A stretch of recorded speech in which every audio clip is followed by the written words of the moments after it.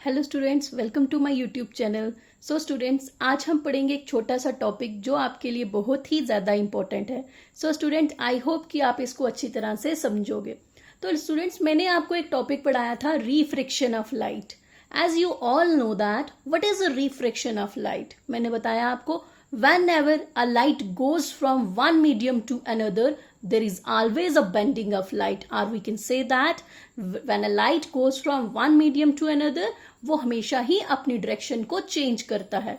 वो जो bending of light होती है एक मीडियम से दूसरे मीडियम में जाने में, उसको हम बोलते हैं रिफ्रैक्शन ऑफ लाइट। तो स्टूडेंट्स, आज हम पढ़ेंगे two rules which gives the direction of bending of a ray of light when it goes from one medium to another। दो रूल जो हमें बताते हैं कि जब भी कभी लाइट एक मीडियम से दूसरे मीडियम में जाती है तो उसके साथ क्या क्या चीजें होती हैं। फर्स्ट रूल की बात अगर हम करें तो वो हमें बताया जाता है कि when a ray of light goes from rare medium to denser medium. What is a rare medium? Rare medium is that medium in which the speed of light is more, like air. R से rare and A से air. Rare और air की आवाज same आ रही है, आप इस तरह से याद रख सकते हैं। रेयर मीडियम कौन सा होता है? एयर होता है। And denser medium is that medium in which the speed of light is less, like glass. तो फर्स्ट पॉइंट आपका रूल ये बोलता है कि जब भी कभी when a ray of light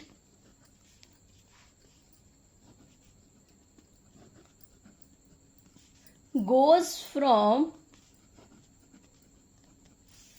a rare medium to denser medium, जब भी कभी कोई भी लाइट रेयर मीडियम से डेंसर मीडियम की तरफ जाती है तो it bends towards the normal. ये हमेशा ही बेंड करती है नॉर्मल की तरफ। It bends towards the normal, ये नॉर्मल की तरफ बेंड करेगी। तो ये बोलता है हमारा फर्स्ट रूल, जो ये बोलता है कि जब भी कभी रे ऑफ लाइट गोज कहां से जाती है, रेयर मीडियम से डेंसर मीडियम की तरफ जाएगी, तो वो हमेशा ही बेंड करती है नॉर्मल की तरफ। Let see the diagram. This is a plane sided glass slab. Clear? This one is your normal, which is called as N dash. This AO is a incident ray. This angle is known as angle of incidence. Clear? अब यहां पे पढ़ने के बाद यहां पे light का bend आया। This ray is known as refracted ray. तो आप देख सकते हो, जब भी कभी मीडियम, ये बाहर कौन सा मीडियम है? एयर। ये कौन सा मीडियम है? ग्लास। जब भी कभी रे ऑफ लाइट एयर से ग्लास की तरफ जा रही है तो वो क्या कर रही है? नॉर्मल की तरफ बेंड कर रही है। यही हमारा होता है केस नंबर 1। सेकंड केस इसका ही उल्टा होता है।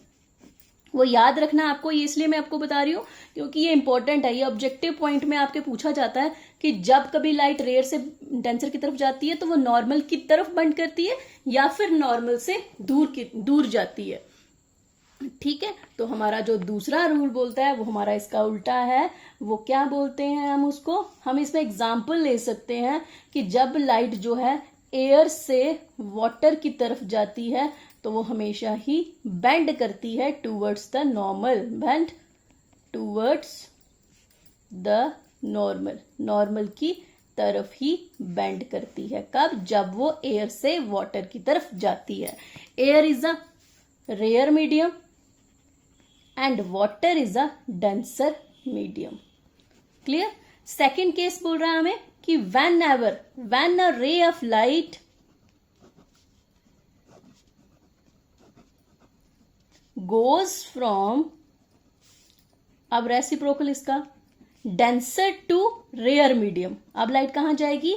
डेंसर से रेयर मीडियम की तरफ जब जाती है, it bends away from the normal, वो नॉर्मल से दूर चली जाएगी। Away from the normal.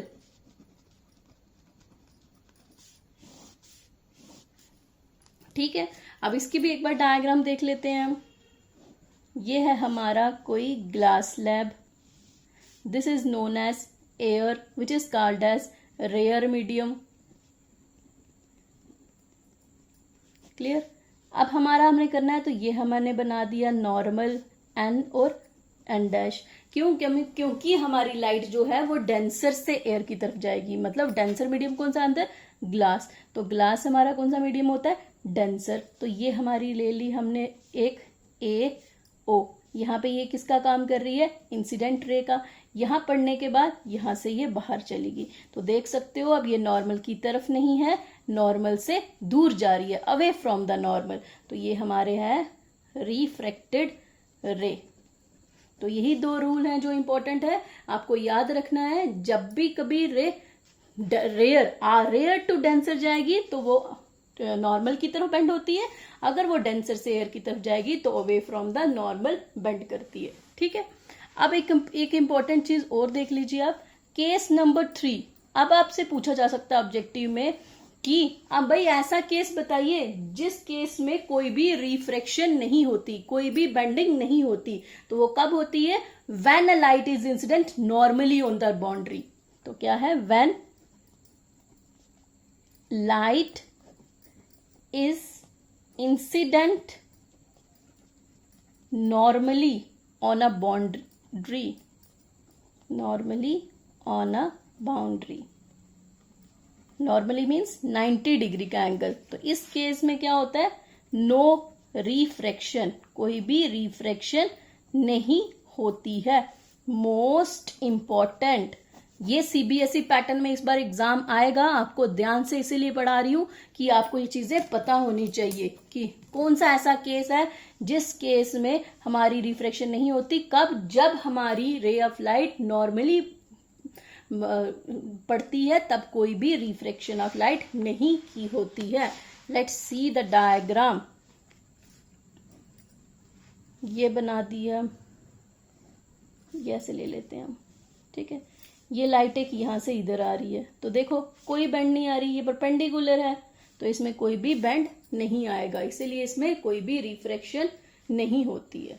ठीक है, अब हम बोल सकते हैं कोई भी रिफ्रैक्शन, आप लिख सकते हो no refraction occur, no refraction occur when light is incident normally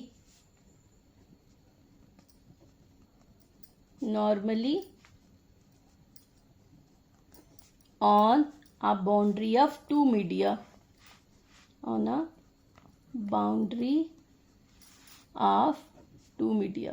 अगर दो मीडियम में कोई भी रे ऑफ लाइट पड़ रही है उसमें कोई भी रिफ्रैक्शन नहीं होती।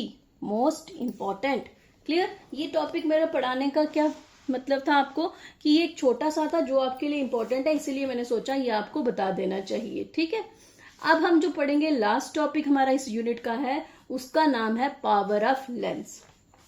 ठीक है, पावर ऑफ लेंस पढ़ने से पहले आप सबको पता है कि हमारा जो एक लेंस होता है जिसको हम बोलते हैं कन्वेक्स लेंस, कन्वेक्स लेंस की प्रॉपर्टी होती है कि वो लाइट को क्या करता है, कन्वर्ज करता है। क्लियर। अगर दूसरी बात करें तो हमारे कनकेव लेंस की प्रॉपर्टी होती है कि वो लाइट को क्या करता है, डाइवर्ज करता है। क्लियर। अब हमें पढ़ना कौन सा है, ये टॉपिक जिसका नाम है power of a lens. Power of lens lesson पढ़ने से पहले हमें ये पता होना चाहिए कि जो पावर होती है लेंस की, it is measured of the degree of convergence of or divergence of the light rays. कि पावर ऑफ लेंस हमें बताती है कि कितनी डिग्री से लाइट को कन्वर्ज किया जाता है और कितनी डिग्री से लाइट को डाइवर्ज किया जाता है। तो आप ये बोल सकते हो it is a measure of the degree of convergence or divergence, या तो कन्वर्जेंस या तो divergence of light rays falling on it. कि कैसे कोई लाइट जो है वो कैसे कन्वर्ज करती है और डाइवर्ज करती है, वो हमें बताता है कौन, पावर ऑफ लेंस बताता है हमें। ठीक है, ये हमें पता चल गया। और दूसरा इंपॉर्टेंट पॉइंट इसके बारे में ये है कि जो पावर ऑफ लेंस होता है it depends on its focal length. ये डिपेंड करता है किस पे, फोकल लेंथ पे डिपेंड करती है हमारी power. Most important for your objective point of view. तो आपको पता होना चाहिए पावर किस पे डिपेंड करती है, हमारी फोकल लेंथ पे डिपेंड करती है। क्लियर?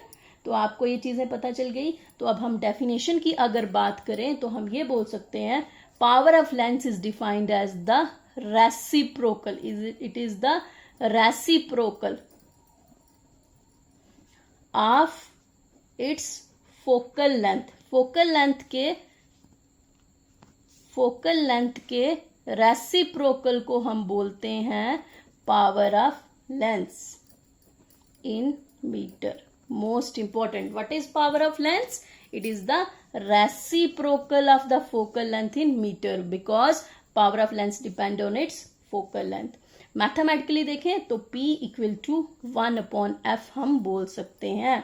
क्लियर? तो ये क्या थे हमारे पावर ऑफ लेंस को मैथमेटिकली हम इस तरह से बोलते हैं। ठीक है, हम ये भी बोल सकते हैं power of lens is inversely proportional to the focal length. तो हम ये बोल सकते हैं 1/f का मतलब होता है कि जो पावर ऑफ लेंस है is inversely proportional to its focal length. Focal length से इनवर्सली प्रोपोर्शनल है हमारा पावर ऑफ लेंस। क्यों ऐसा होता है? Let's see. देखिए, मैंने लिखा था P इक्वल टू 1/f। जब भी कभी ऐसा केस हो, इस केस को हम बोलते हैं कि ये जो है ये इसके इनवर्सली प्रोपोर्शनल है। अब दूसरी एग्जांपल ले लूं, अगर होता है ऐसे P इक्वल टू f, तो हम ये बोल सकते हैं power is directly proportional to. तो 1/ जब भी होता है तो it means that it is the inversely proportional to the focal length. इसका मतलब क्या है? हम ये बोल सकते हैं कि अगर तो a lens has shorter focal length has more power। अगर कोई भी लेंस है उसकी फोकल लेंथ क्या है? कम है, इट मीन्स दैट उसकी पावर क्या होगी? ज्यादा। अगर P ज्यादा है तो F कम होगा, अगर F कम है तो P ज्यादा होगा। तो ये भी इंपॉर्टेंट पॉइंट आपके लिए है। हम ये भी इंपॉर्टेंट पॉइंट्स में लिखेंगे कि जो a lens of short focal length, एक ऐसा लेंस जिसकी फोकल लेंथ क्या है? शॉर्ट है, हैज मोर पावर, उसकी पावर क्या होगी? ज्यादा होगी। ये हमारा एक इंपॉर्टेंट पॉइंट हो गया। नेक्स्ट पॉइंट की बात करें तो इसका उल्टा, a lens of long focal length. अगर किसी की फोकल लेंथ लंबी है तो उसकी पावर कैसी होगी? Less, has less power. Clear? तो ये इंपॉर्टेंट पॉइंट में हमारे आ गए कि अगर एक लेंस की फोकल लेंथ कम है तो वो पावर ज्यादा होगी, अगर फोकल लेंथ ज्यादा है तो पावर कम होगी। क्यों ऐसा हुआ? Because power is inversely proportional to the focal length. Clear? और नेक्स्ट इंपॉर्टेंट पॉइंट क्या है कि अगर SI यूनिट पूछें, ये आपके पेपर में मैक्सिमम 1 नंबर का ऑब्जेक्टिव होता है, what is the SI unit of power of lens? तो SI unit of power of lens is dioptre. हम क्या बोलते हैं इसको? Dioptre. And it is denoted by capital D। It is denoted by capital D। ठीक है? अब एक जो मोस्ट इंपॉर्टेंट क्वेश्चन पूछा जाता है आपसे, व्हाट इज 1 डॉप्टर? आपसे क्वेश्चन आता है what is 1 dioptre? What is 1D? तो आप इसका आंसर दोगे ऐसे, 1 dioptre is the power of lens whose focal length is 1 meter. What is 1 Doppler? 1 Doppler is the 1 Doppler क्या है? It is the power of a lens whose focal length is 1 meter. जिसकी focal length क्या है? 1 meter है. Whose focal length is 1 meter. Clear? ये most important इसलिए लिखा क्योंकि ये आपकी डिफाइन आती है। What is 1 Doppler? तो आप बोल सकते हो 1 डॉप्टर क्या होता है? It is the power of a lens. ये पावर होती है लेंस की जिसकी फोकल लेंथ कितनी है? 1 मीटर। क्लियर? अब नेक्स्ट इंपॉर्टेंट पॉइंट जो है आपके लिए वो ये है, जो आपके लिए मोस्ट इंपॉर्टेंट है, तो ध्यान रखना है, जो पावर होती है कन्वेक्स लेंस की, power of a convex lens की पावर हमेशा ही पॉजिटिव रहती है। क्यों पॉजिटिव रहती है? हम जब भी कभी पावर पूछेंगे कन्वेक्स लेंस की, हम हमेशा उसके साथ पॉजिटिव लगाएंगे। और दूसरा इंपॉर्टेंट कि जो पावर होती है कनकेव लेंस की, वो हमेशा क्या होती है? नेगेटिव रहती है, इज नेगेटिव। साइन डाल रही हूं, ऐसे इसको लिखते हैं नेगेटिव। क्लियर? अब हमें पता चल गया कि कनकेव की पावर नेगेटिव और कन्वेक्स की पावर पॉजिटिव होती है। तो चलो एक न्यूमेरिकल छोटा सा करवा देती हूँ आपको, इसमें देख लीजिए। एक न्यूमेरिकल दिया है आपको, उसमें आपको बताया हुआ है कि एक कन्वेक्स लेंस दिया है।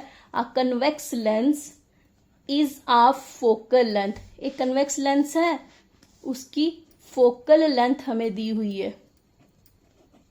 कितनी है इसकी फोकल लेंथ? हमें दी है 10 सेंटीमीटर। हमें बताना है व्हाट इज इट्स पावर, इसकी पावर क्या होगी। तो स्टूडेंट्स आप सब डरते होगे न्यूमेरिकल से, बट मैं कोशिश करूंगी कि आपको ये अच्छी तरह से समझ आए। एक हमारे पास क्वेश्चन है, अ convex lens is a focal length 10 centimetre, what is it's power. तो मैंने अभी आपको बताया कि पावर को हम बोलते हैं रेसिप्रोकल ऑफ फोकल लेंथ। तो हमें पता है, रिलेशन पता चला, P इक्वल टू 1/f होता है। सबसे पहले ये पॉइंट आ गया।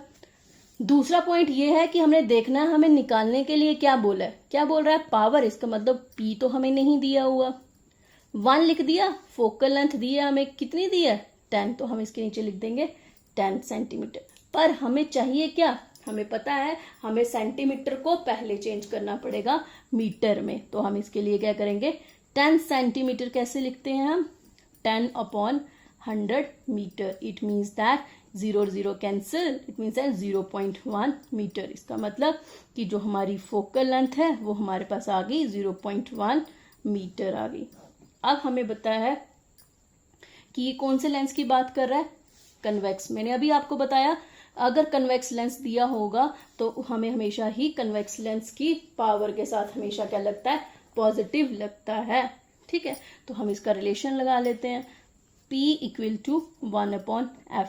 तो P कितना था हमें निकालना है 1, F कितना है 0.1। तो हम इसको सॉल्व करेंगे तो 0.1 है, इसको 1/10 लिख सकते हैं, क्योंकि पॉइंट की जगह हमने हटा दिया, 0 आ गया। अब इसको मैं ऐसे लिख सकती हूँ 1:10/1, इट मीन्स दैट 10। तो 10 डॉप्टर क्या आ गया? इसकी पावर। तो पावर कौन सा लेंस है? कन्वेक्स, इसलिए इसके मैं पीछे लिखूंगी पॉजिटिव। तो हम ऐसे लिखेंगे +10 D, ये है इसका आंसर। तो ये ध्यान रखना आपने, यहाँ प्लस क्यों लगाया? क्योंकि मैंने शो करने के लिए कि ये कौन सा लेंस है? कन्वेक्स। अगर कन्वेक्स की जगह कनकेव होता तो मेरा आंसर होता -10। क्यों? पावर निकालनी, क्योंकि मैं वो लिख सकती हूँ यहाँ पे because it is a concave lens. But यहाँ पे ये आएगा आपका प्लस आपने लगाना है हमें पता चलने के लिए कि ये क्या है, हमारा एक कन्वेक्स लेंस होता है। ठीक है, अब है power of a combination of lens. As the नाम आपको पता चल रहा है कॉम्बिनेशन ऑफ लेंस। आपसे पूछा जाता है what is the power of a combination of lens. क्या पावर होगी जब लेंस को कंबाइन कर लेंगे? तो क्या होता है कि हम बोल सकते हैं if the number of lens are placed in a close contact. जब हम नंबर ऑफ लेंस को इकट्ठे ले लेते हैं तो हम ये बोल सकते हैं कि power of a combination of lens is equal to, हम ऐसे लिखेंगे, it is equal to the algebraic सम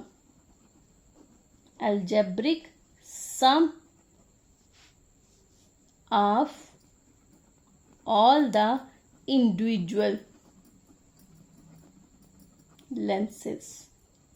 मतलब कई बार क्या आता है, क्वेश्चन पूछा जाता है आपको कि आपके पास एक पावर ऑफ लेंस है।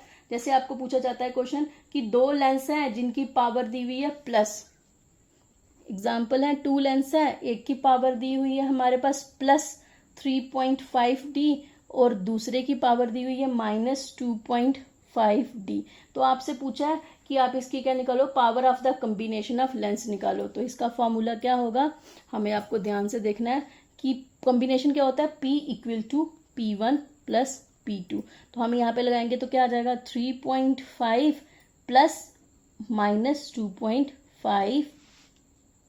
ठीक है, तो अब इसको सॉल्व करें। आपको पता है 3.5 प्लस माइनस माइनस 2.5, 3.5 से 2.5 जाएंगे तो आंसर आ जाता है प्लस 1.0D। तो आपसे पूछा जाए अगर किसी भी लेंस की पावर प्लस 10 डी आई है, इट मीन्स दैट ये कौन सा लेंस है, it is a convex lens. क्यों? क्योंकि ये प्लस साइन इंडिकेट कर रहा है कि ये कौन सा लेंस है, हमारा पॉजिटिव कन्वेक्स लेंस है। तो student, this is all about your light chapter. I hope कि मैंने इस चैप्टर में जितना कुछ आपको पढ़ाया वो आपको अच्छी तरह से समझ आया होगा।